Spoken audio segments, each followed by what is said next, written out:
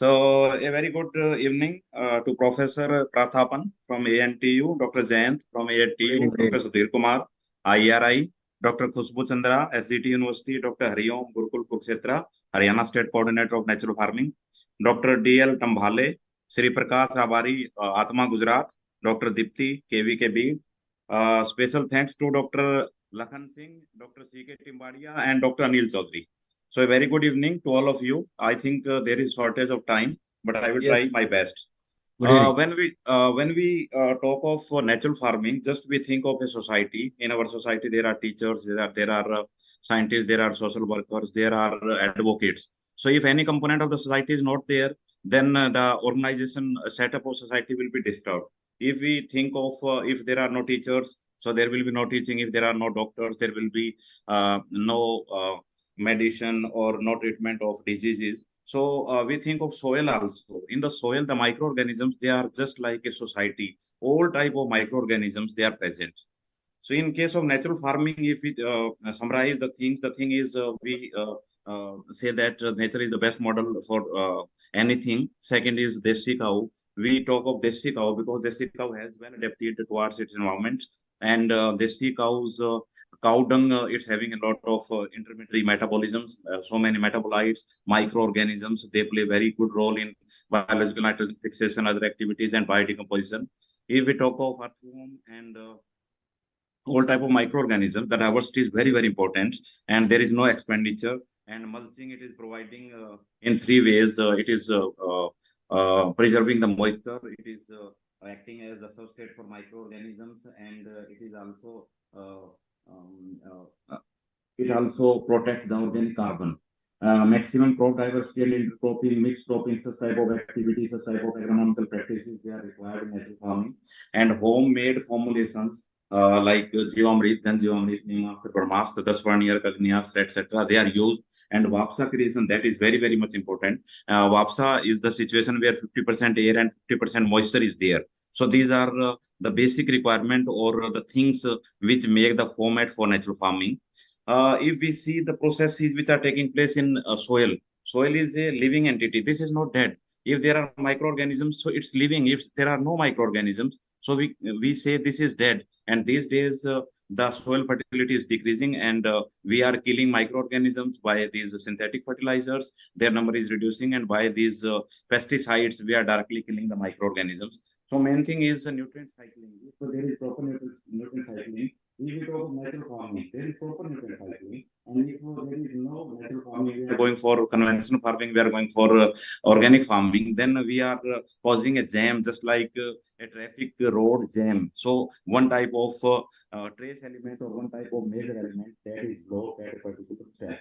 Second thing is disease suppression in natural farming. There is disease suppression. There is formation of microclimate, and in microclimate, everything is balanced. All the living beings, all the microorganisms, plants, fauna, flora, they are enriched, and they are given the chance to survive.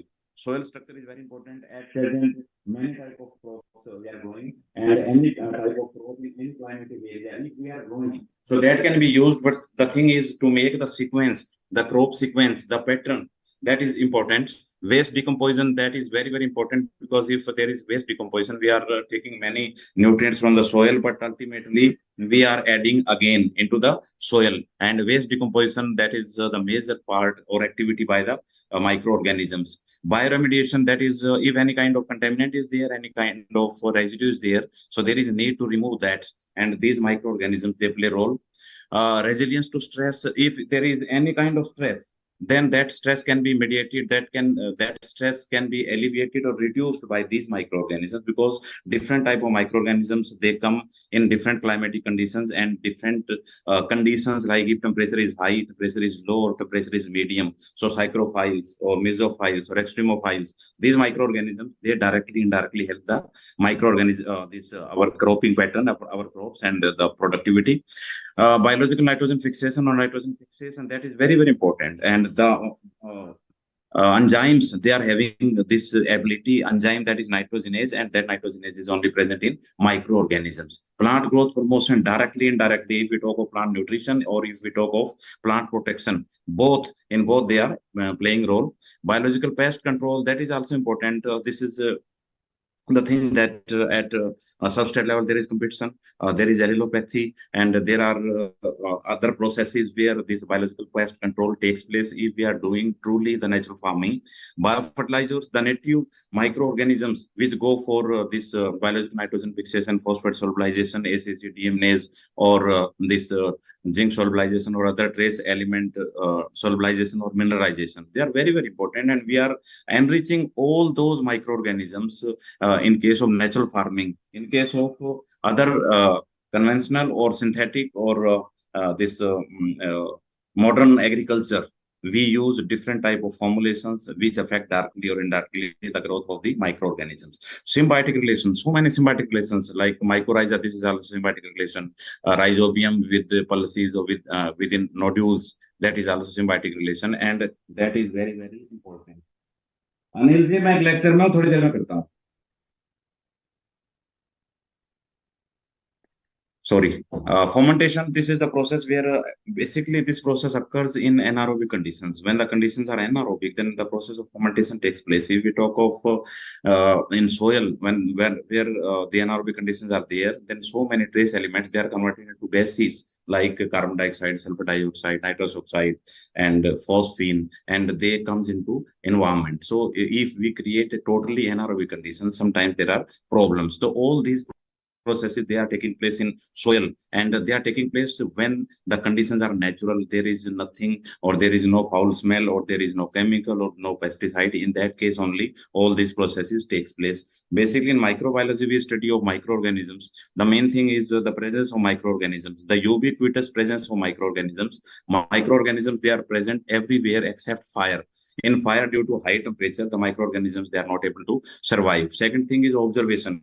The size is very small. Anything which is having the size less than 0.1 millimeter or less than that, that includes microbes. And various categories like phycology, we study algae, that is can go for photosynthetic activities. Mycology, that is fungi that go for biodecomposition. And bacteriology, that is we study bacteria. The bacteria, they are having ancient type of cell, that is prokaryotic. Protozoa, they are having advanced cell, that is uh, they are like animals, and they move, and they play role when we are eating here and there, and sometimes food is not good, and gas formation is there, so they play a role. They also play a role in agriculture when we are going for flood irrigation, and some type of effluents, they are mixed in water. Virology, the virus, very simplest cell on the earth. Some scientists consider on the borderline of living and non-living. They are considered as living because they can multiply when they are inside the host in our body, in plant's body, or they are not able to multiply when they are outside host. They have simple protein structure. They are having DNA or RNA, never both. So they are the simplest, and they cause a lot of problems during COVID-19 we could show. So other organisms, they are advanced organisms. They can cause a lot of problems, or they can help directly at very high level. Helminthology, some helminths, their cyst structures which can't be seen by naked eye, they are also included in microbiology. So this is all, you will see different groups, different type of microorganisms, and even in case of bacteriology, different type of bacteria, they are having different type of habits, and they are having different type of activities. All they play, and they are very important in case of natural farming. If we talk of all elements in plants, microorganisms, and living beings, there are 16 elements which are required: major elements and trace elements. Hydrogen, there is no problem because hydrogen we get from various sources. In soil also hydrogen, that is not a problem. Carbon can take it can have 4 electrons in bonding form. It can share 4 electrons, and we see that in chemistry there is a carbon chemistry. All type of compounds, so many compounds, they can be formed using this carbon, and that is the very, very important. And in atmosphere, if carbon dioxide level is more, it leads to climate change, and the plants, they are having this capacity to fix the carbon dioxide. And 0.034, that is in the atmosphere. And dead and decaying organic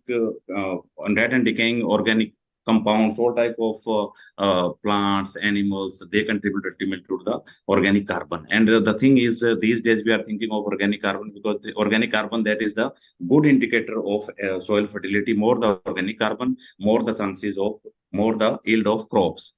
Oxygen also in atmosphere, if the air is pure, then 19.2% weight by volume. So no problem. Nitrogen, the thing is, in the case of plants, animals, everywhere you are having proteins, and the proteins, they require nitrogen. And atmosphere 78.2% by weight by volume, and this volume by volume, and this nitrogen is of no use because the microorganisms they can use, but plants and animals they can't use. The microorganisms having this enzyme nitrogenase, it converts into nitrate, nitrite, ammonium, and these are the available form that plant can utilize. The thing is, if there are microorganisms all time, that is biological nitrogen fixers, symbiotic, associative, type free living, so they will utilize this atmospheric nitrogen, and the cycle will be completed. Potassium, calcium, magnesium, all these trace elements, they are very, very important. And these, if there is proper biogeochemical cycling, these elements they are moving in the atmosphere, into the earth, into microorganisms, into plants, and into animals. So you see biogeochemical cycling. Here is the example of carbon dioxide. So likewise, there are hydrology, that is cycle of water is there, cycle of nitrogen is there, cycle of carbon is there. If we are going for natural farming, then this biogeochemical cycling is proper. If we are not going for natural farming, then these cycles they are broken, and if there is no complete cycling, then one type of element that in case of plants we see the deficiency. If we talk of habitat, that is the natural home. So the natural home for microorganisms, that may be rhizobacteria, that is they are associated with roots, phylobacteria, they are associated with leaf, endophytes, they are having temporary houses with plant structures, free living like azotobacter, they are always present in soil, whether there is crop or there is no crop, and they go for biological nitrogen fixation. If the level of nitrogen is okay, then that is switched off. If there is a level is that is there is deficiency of nitrogen, then they go for biological nitrogen fixation. And symbiotic like azotobacter, that is rhizobium, and they go for relationship between pulses, and they form the nodules, and the color of the nodules is pink because of lag hemoglobin. Lag hemoglobin facilitates the process of biological nitrogen fixation. Associative type, these are the organisms which are present in our soil, and when there is canopy, when there is moisture, their number is maximum. We see the example of sugarcane, or we see the example of wheat. When in the soil, the canopy is more. A lot of azoospermum are there. So they are in the combination or associative type activities. And mycorrhiza, this is the combination of roots of higher roots of higher plants, and fungi. So now this also we cultivate in our crops. And if there is mycorrhiza, there is good combination. You see the results; they are the magical. The process starts with the sowing of the seed. The farmer, he is the master of his field, and when the conditions are proper, he puts the seed. The sowing is done. As soon as the sowing is done, the seed it checks the environmental conditions, whether what is the day length, what is the temperature, what is the night length, what is the level of moisture, is there any phytopathogen, is there any residue. If these things are there, the seed will not germinate. If the conditions are optimum, the seed will germinate. As soon as it starts germinating, it releases root exudates. These root exudates, they are having volatile compounds, and they attract useful bacteria. The bacteria, they are called near the root zone, and they make associations, and the activity starts from here. The microorganism is getting food and shelter, and this plant is also getting various type of nutrition from biological nitrogen fixation and other activity of microorganisms. So it starts with as soon as the germination is there, plant microbial interactions are there, and they help the plant throughout the season up to the harvesting. If you see at during the germination period, the level of communities, different type of communities are there, and if we see at the level of harvesting, the different type of communities are there. So these communities, they change according to the climatic conditions. These communities, they change according to the root nature of the root exudates. Different type of root exudates, they are excreted by these plants. at different climatic conditions and the age of the plant. So different type of microorganisms, they come, they go for various activities and they help the plant.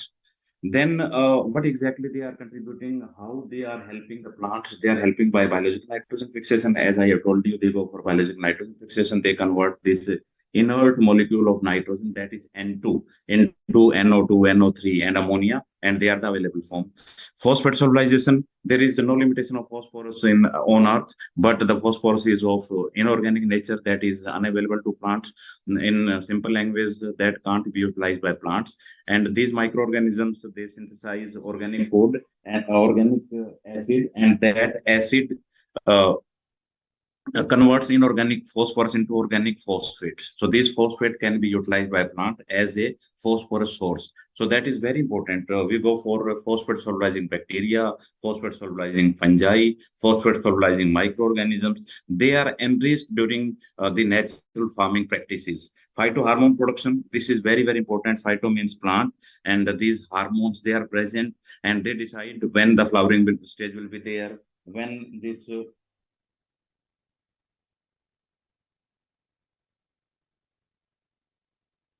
Your voice is not audible.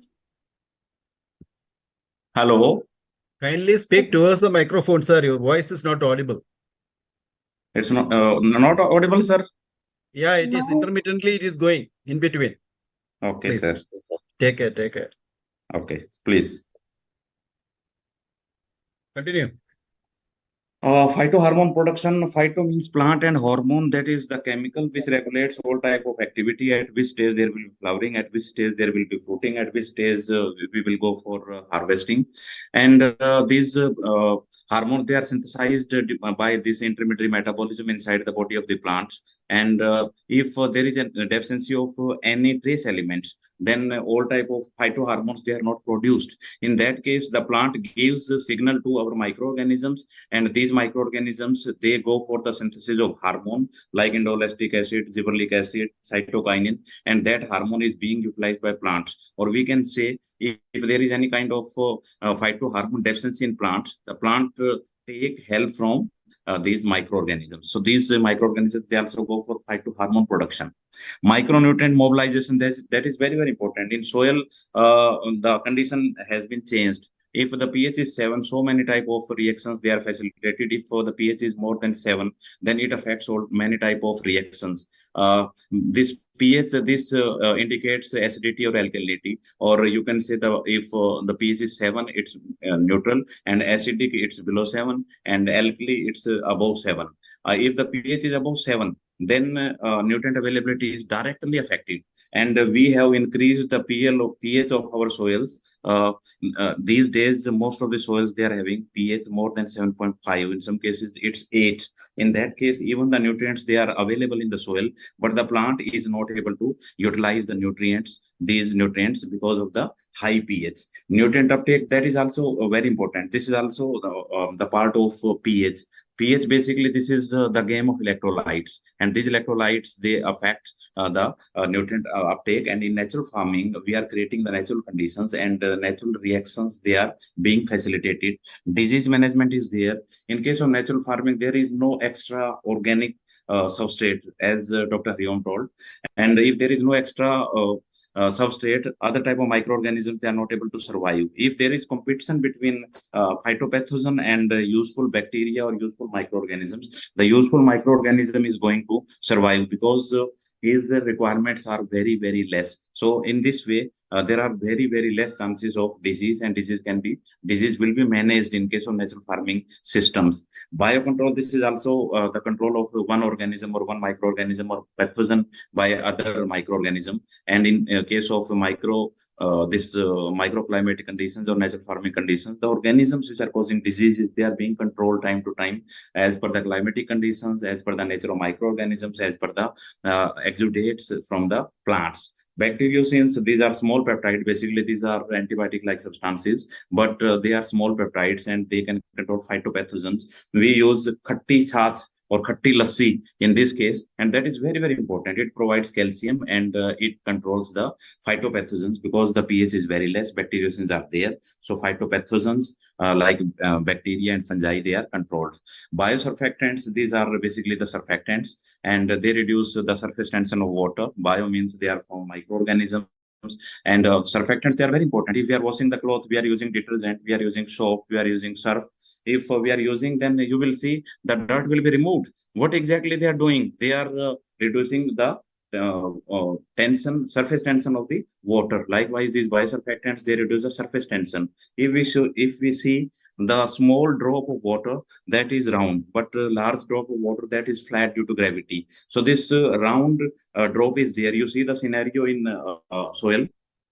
Aeration is there, small drops are there. These small drops, they are having nutritions, and due to surface tension, they are round. They are not in contact with plants. But if there are microorganisms which can produce biosurfactants, so biosurfactant is there, this will reduce the surface tension, and the small drop will spread. It will come in contact with the particles. It will come in contact with the roots and the nutrients. They will be utilized by the plant. The thing is very small, but these microorganisms, they are present. Their number is very, very less. If we are going for organic farming, or if you are going for conventional or chemical farming, these microorganisms, they are not able to survive, and we see the biosurfactant producers are not there. But in case of natural farming, because every microorganism is enriched, it is facilitated, and it grows there, and biosurfactants, they are produced, and they play important role. Antibiotics, when we are ill, we go to doctor, and doctor gives us antibiotic as per the age, and doses are different. Likewise, if plant is ill, plant gives signal, and the microorganisms which are antibiotic producers, their number is increased. In that case, they produce antibiotic, and they control all type of phytopathogens. So that's also very important. ACC-deaminase, this is a kind of enzyme. The microorganisms, they synthesize, they produce this enzyme, and basically this enzyme is very important. Sometimes early maturity is there because of biotic stress or abiotic stress. Because of temperature, in case of wheat, we can see early maturity is there, and it directly affects the yield. What is the reason? The early maturity is due to ethylene. If ethylene formation is there, the signal comes and plant starts for its early maturity. But if ACC deaminase enzyme is there, it will convert this pathway and alpha ketobutyrate. So ultimately, there will be no ethylene. If there is no ethylene, so stress will be alleviated, and there will be no early maturity. So ACC deaminase producers, the number is very, very high if we are going for natural farming practices. So we talk of rhizospheric bacteria, the bacteria which are present in the rhizosphere, or in the zone around the roots. We also talk of phylospheric bacteria, the bacteria which are present on the leaf or surfaces of the plants. They are also very, very important. You see the boxes, how many boxes are there? So all they are contributing towards the benefit of the plants. Like they are safe. We are isolating them from the soil. Phytohormone production. They produce these hormones even when they are on the leaf. And hydrocarbon utilization is there. The complex hydrocarbon compounds, they can be utilized. Enzyme production is there. Antagonistic activity is there. So this bacteria or microorganisms which is sitting on the leaf, it is facilitating the plant. It is helping in alleviating the stresses, like if light intensity is more or temperature is very high. You see, the microorganisms, they are very sensitive if we go for any kind of agronomical practices. So they are being affected. You see, one color, you take red color or blue color. So variations are there.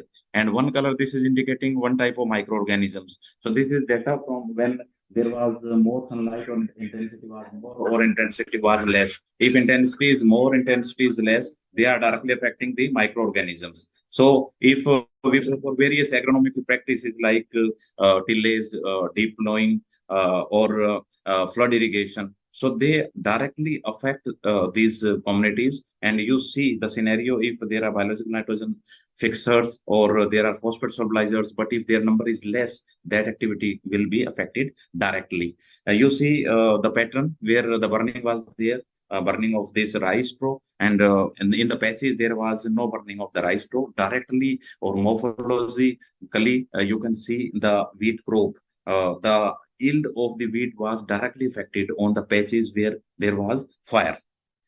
If there is variation in temperature, the microorganisms which can survive at very low temperature, they are cycrophiles. Cycrophilic bacterial number is increased, and like in wheat, you will see the activities of microorganisms they are affected. But these cycrophilic bacteria or the bacteria which can tolerate very low temperature, their activities there. In case of natural farming, the level of these cold tolerance bacteria is increased. That is very high because the signal comes from the plant and root habitats they are in the soil, and the number of microorganisms or the bacteria surviving at very low temperature, that is increased.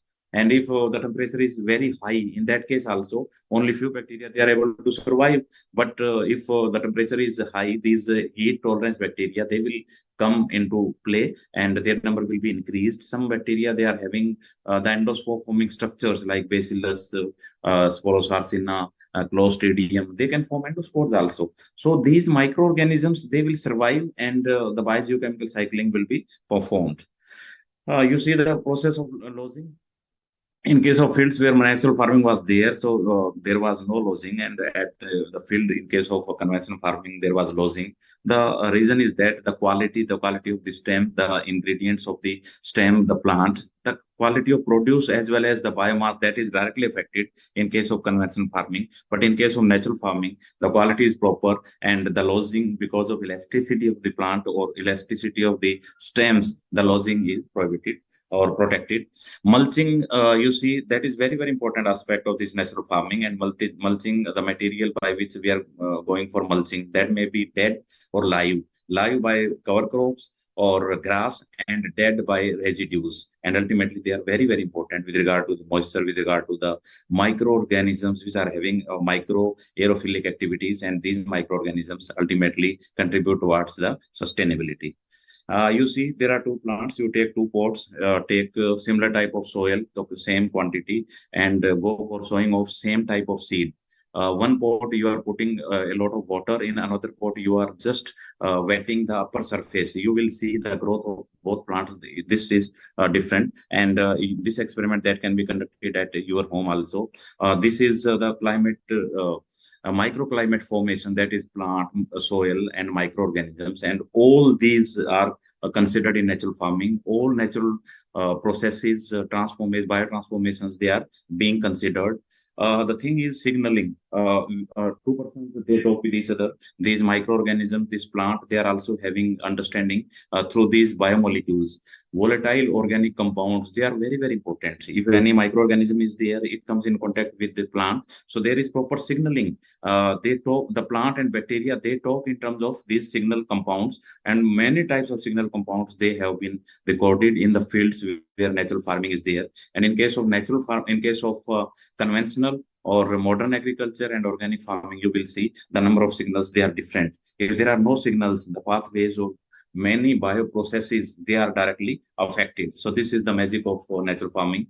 You see the soil profile, the uppermost layer. If we go for high or flood irrigation, there is formation of hard pane. The upper soil is different, and lower soil is different, and there are no biogeochemical processes. But if we go for natural farming, wapsa formation is there, earthworms are there, and so many trace elements which are present in lower layers, they are carrying by these microorganisms, and earthworm at upper surface, and the plants, this is not facing the deficiency of microorganisms. We are using lactic acid bacteria also. In case of khatti lassi, you will see so many compounds they are being produced by lactic acid bacteria. They also act as prebiotics, probiotics, psychobiotics, and these microorganisms, they are very, very important, and they control the phytopathogens.